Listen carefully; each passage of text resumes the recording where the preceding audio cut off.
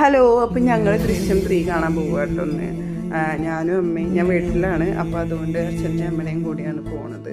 ഇപ്പോൾ തിയേറ്ററിൽ നല്ല പടങ്ങൾ വരുമ്പോൾ ഞങ്ങൾ കാണാൻ പോകാറുണ്ട്. മറ്റേത് കുറേ ആയിട്ട് പോകാറൊന്നും ഉണ്ടായിരുന്നില്ല. ഇപ്പോൾ ഒരു ഇൻട്രസ്റ്റ് ആയി.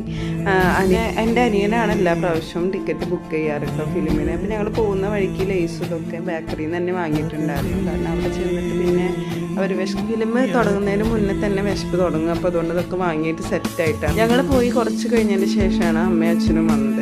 ഞാൻ ആദ്യം പോയിട്ടുണ്ടായിരുന്നു, പിന്നെ മക്കളൊക്കെ ബസ്സിന് വന്നിട്ടുണ്ടായിരുന്നു. എല്ലാവരും കൂടി വണ്ടിയിൽ കൊണ്ടുപോകാൻ പറ്റാത്തതുകൊണ്ട് അപ്പോൾ കുറച്ച് നേരമൊക്കെ അവരെ വെയിറ്റ് ചെയ്തിട്ട് കുറേ നേരം നിന്നിട്ട് അവിടെ അത്യാവശ്യം നല്ല തിരക്കുണ്ടായിരുന്നു. ഞങ്ങൾ പോയ പാടുണ്ടായിരുന്നില്ല, പിന്നെ നല്ല തിരക്കായി.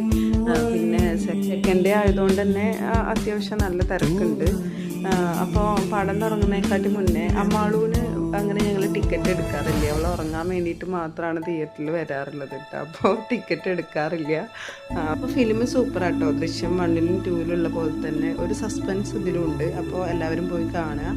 അപ്പോൾ ബൈ ഗൈസ്.